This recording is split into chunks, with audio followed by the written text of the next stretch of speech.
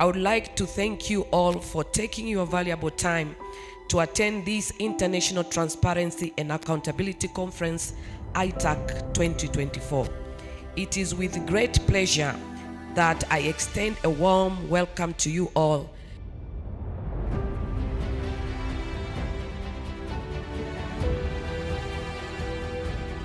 Procurement, by the nature of the transaction, is very susceptible for corruption. So we thought this year we should meet and seriously discuss on this important topic. And the whole idea, ladies and gentlemen, is for us at the end to come up with the advocacy issues which we can take forward, discuss with the governments in improving our procurement processes in this country.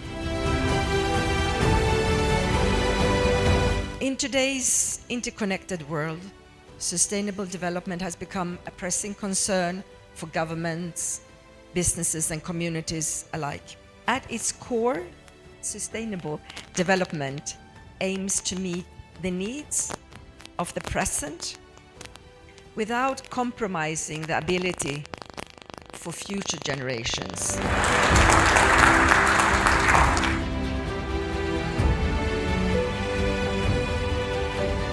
What is more important is the way that public procurement really affects our lives, right? Because it affects the services we get, our welfare, our jobs, and by the end of the day, the economy.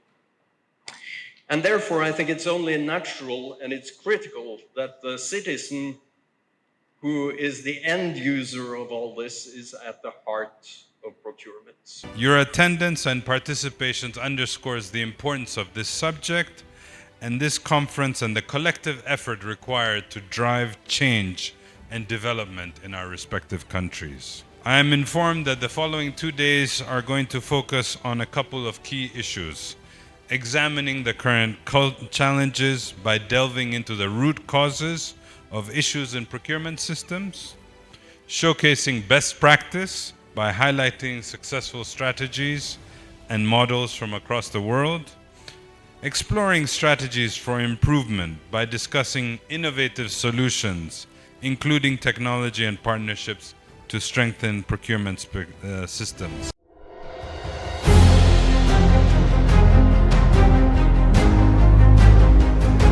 The idea that it is okay to steal if you can get away with it, don't get very far. In fact, some clever economists have done a simulation in which they've shown if as much as 15% of a society steals consistently, that society will not just be backward, it will collapse.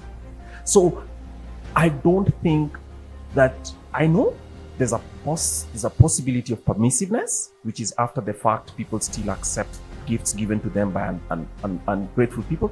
But I would rather we as African societies focus on the technical solutions, which is we have to make people who steal public money pay.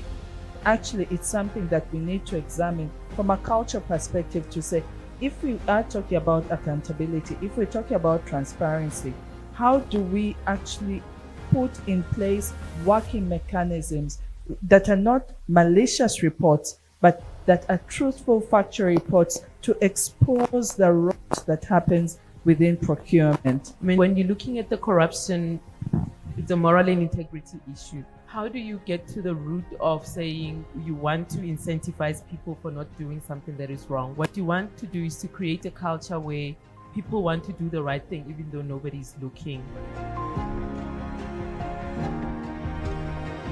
Data security and privacy. This is very, very important. Data security and the privacy of the data. In procurement systems, the submission data is a gold. Very, very important. Everyone wants that submission data. Kwa sababu, if we submit maybe our bids, and there come to happen that I know how much you have bid before I submit mine, that means I will submit below your price.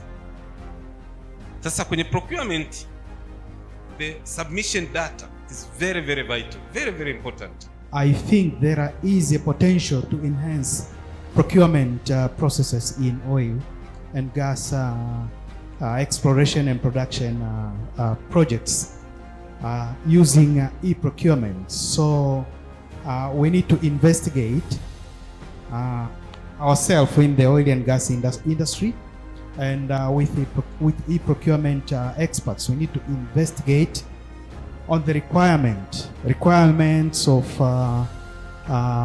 the industry and see how we integrate that. I want to encourage that through this spirit of working together as the East African community countries, we should leave each other behind. If you leave somebody sick, you know that sickness will one day spill over to you. Number 3 is that please assess the capacity gaps of our providers and focus on them. So efficiency is key. So the issue of transparency, I think it has been discussed for a long time here. Fairness, equal opportunity and treatment for all bidders or applicants.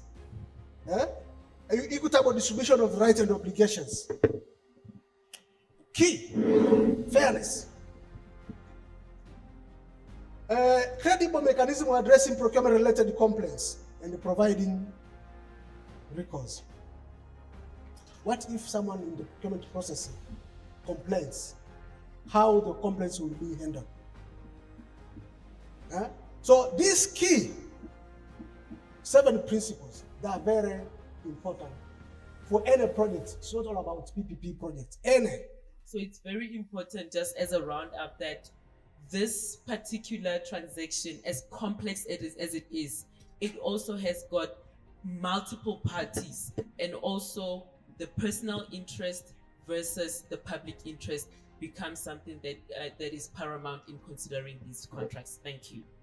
Procurement negotiation becomes even more complex kwa sababu majadiliano yanafanyika katika context of procurement, lakini yana engage a number of expertise ambazo wakati mwingine ndani ya taasisi.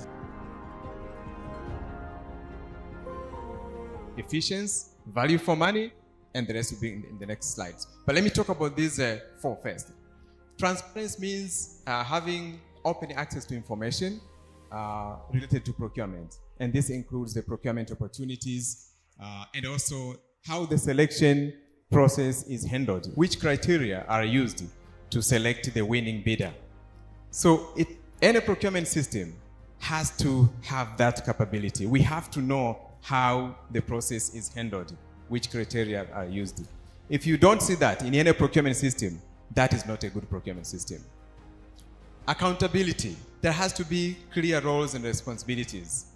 Complaints handling system was a good way to mitigate fraud and corruption, because we are getting a lot of whistleblowers from the system, and we were able to identify the issues. So what we did, we strengthened our complaints handling mechanism system by introducing it to our implementing partners, as well as having a focal person in place. So we had to design a very good structure to enable implementing partners and beneficiaries use the platform to come up with issues that are not going right. Kwa upande wetu sisi watu upande wa mafuta oil and gas project, ushirikishwaji ni mkubwa. I tell you, tunawa involve wananchi from the word go. Yani tunapoanza kazi ya utafutaji, uendelezaji mpaka uzalishaji, hata tunapokuwa tuna distribute, wananchi tunawa involve, tuna engage thoroughly, tunaeleza thoroughly. Lakini hata hiyo mfano aliotoa Mtwara, we engage them. I was part of that engagement. Tunakuwa na vikao, wawakilishi wao, mikutano ya hadhara, wanaelezwa na kwa undani. Tuna asasi za kiraia tunatarajia zitasaidia kuhakikisha kwamba zinafanya kampeni maalumu za kuhakikisha kwamba kuna kuwa na mabadiliko au kuna kuwa na uwazi lakini haya mabadiliko au reforms hasa kwenye sera zetu, sheria zetu, ambayo yatapelekea mwananchi kupata huduma sahihi katika kuhakikisha kwamba mifumo ya umma ya masuala ya ununuzi na ugavi yanakuwa yana uwazi, lakini anahakikisha kwamba sera zetu zinakuwa hazipelekei kutokea mianya ya ufisadi. On the part of managing the people, even if we have the system in place, even if we have the good policy laws and regulations, but how do we manage people? Because all these systems are put in place by the people themselves. So managing people is one of the essential components for the performance management once it comes to the procurement processes. Unatakiwa tuwe na mtu sahihi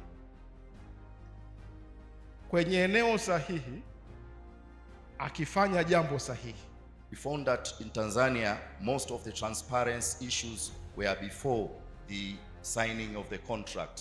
So we are happy now to see the next is coming up to bring more of transparency after the signing of contract, to shed light on what will happen after the contract or during the contract implementation. And we think that that is a very big step. Now we can now think of how to start replicating other AI tools that are used outside in other countries to our country, see how now we can enhance our citizen participation. It's mandatory for different contractors to provide reporting mechanisms to have information available. So there's certain things that should be automatic or should not be as complicated and have a lot of red tape. Sema ndugu zanguni, ni washukuru tena sana na niwatakie kila laheri. Mungu atuache salama kwa wapenzi yake, tuonane mwaka kesho kwenye Itac ya 2025. Asanteni sana na conference yetu imefungwa rasmi jamani, asanteni.